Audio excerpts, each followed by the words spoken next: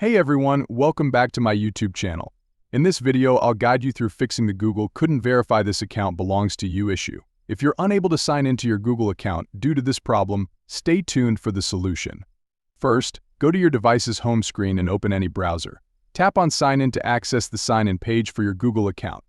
Enter your email address and click on Next if you've forgotten your password. Simply tap on Forgot Password. Then, select I don't have my phone and email with a verification code will be sent to your recovery email address. Retrieve the code from your recovery email address and enter it.